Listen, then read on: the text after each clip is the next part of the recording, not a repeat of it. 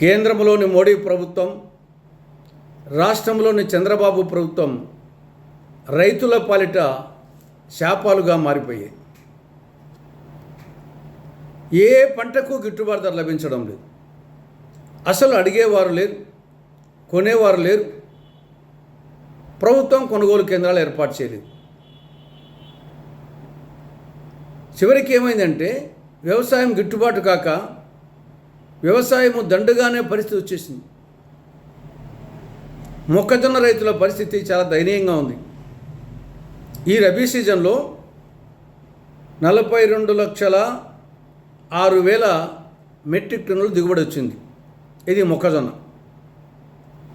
కేంద్ర ప్రభుత్వము మొక్కజొన్నకు ప్రకటించిన కనీస మద్దతు ధర క్వింటాలకు 2,400 రూపాయలు. కానీ మార్కెట్లో వ్యాపారస్తులు రైతుల దగ్గర క్వింటాలకు 1,600 రూపాయలు కొంటున్నారు. ఒకవైపు ప్రభుత్వాలు కొనుగోలు కేంద్రాలు ఏర్పాటు చేయలేదు, వ్యాపారస్తులేమో క్వింటాలకు 1,600 రూపాయలకు మించి కొనమంటున్నారు. ఇది లేని పరిస్థితిలో 1,600 రూపాయలకి అమ్ముకుంటున్నారు రైతులు. అంటే ఒక్కొక్క క్వింటాల మీద రైతు 800 రూపాయలు నష్టపోతున్నాడు. పక్కన తెలంగాణ రాష్ట్రంలో అక్కడ కాంగ్రెస్ ప్రభుత్వం ఇప్పటికే కొనుగోలు కేంద్రాలు తెరిచింది, కనీస మద్దతు ధరకు కొంటా ఉంది. మరి ఇక్కడేమైంది? చంద్రబాబు నాయుడు లెజెండరీ లీడర్ అంట, దార్శనికుడు అంట, విజనరీ అంట. ఇక్కడంగా కొనుగోలు కేంద్రాలు ఒక్కటి కూడా తెరవలేదు. కేంద్ర వ్యవసాయ శాఖ మంత్రికి శివరాజ్ సింగ్ చౌహాన్కు లేఖలు రాసుకుంటున్నాడు, మీనమేసాలు లెక్కిస్తూ. ఈ లోపల పుణ్యకాలం గడిచిపోతూ ఉంది. రైతులు విధులైన పరిస్థితిలో వ్యాపారస్తులకు అమ్ముకుంటున్నారు. మరి డబుల్ ఇంజన్ అంటూ ఉంటారు. ఇదేనా డబుల్ ఇంజన్ అంటే? కాబట్టి ఏమాత్రం ఆలస్యం చేయకుండా ఇమ్మీడియట్గా రాష్ట్ర ప్రభుత్వం మార్కెట్ ద్వారా మొక్కజొన్న కొనుగోలు కేంద్రాలు తెరవాలి. కనీస మద్దతు ధరకు రైతుల నుండి మొక్కజొన్న కొనాలి. ఈ లోపల మీరు కేంద్రానికి లేఖలు ఏ రాసుకుంటారో తర్వాత కథ. ముందు ఇమ్మీడియట్గా కొనుగోలు కేంద్రాలు తెరిచి కనీస మద్దతు ధరకు కొనాలి. మరొక ముఖ్య అంశం ఎరువుల ధరలు. మూలిగే నక్క మీద తాటికాయ పడ్డట్టుంది ఎరువుల ధరల పరిస్థితి. ఇప్పటికే ఎరువుల ధరలు ఎక్కువగా ఉన్నాయి. దానికి తోడు ఇటీవల మరింత పెంచారు.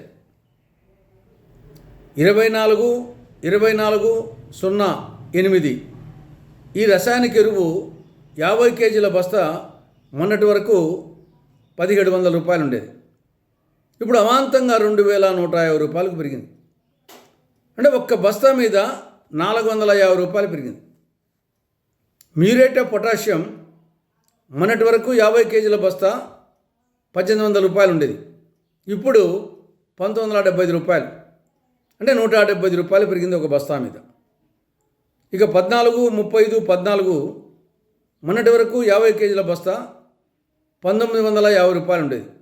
ఇప్పుడు 2,350 రూపాయలకు పెరిగింది. అంటే 400 రూపాయలు పెరిగింది.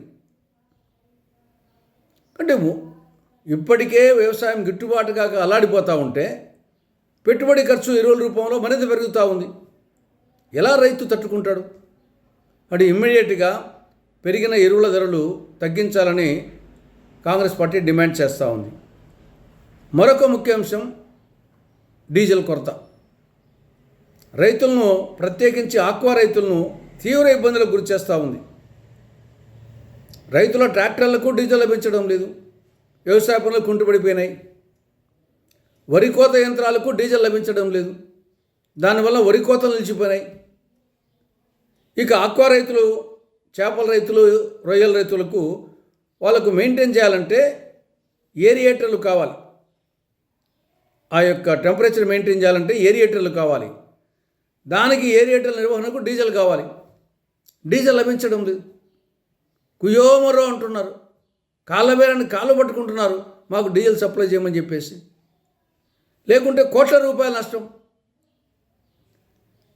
మరి ఏం చేస్తూ ఉంది డబుల్ ఇంజన్ పరిస్థితి? దేశంలో ఏ రాష్ట్రంలో లేనటువంటి డీజిల్ కొరత ఈ రాష్ట్రంలో ఎందుకు వచ్చింది? ఇంత అసమర్థ ప్రభుత్వమా? ఇంత చేతగాని ప్రభుత్వమా చంద్రబాబు ప్రభుత్వం? కానీ ఇప్పటికైనా కేంద్ర రాష్ట్ర ప్రభుత్వాలు రాష్ట్రంలో డీజిల్ పెట్రోల్ కొరత లేకుండా చూడాలని కాంగ్రెస్ పార్టీ డిమాండ్ చేస్తూ ఉంది.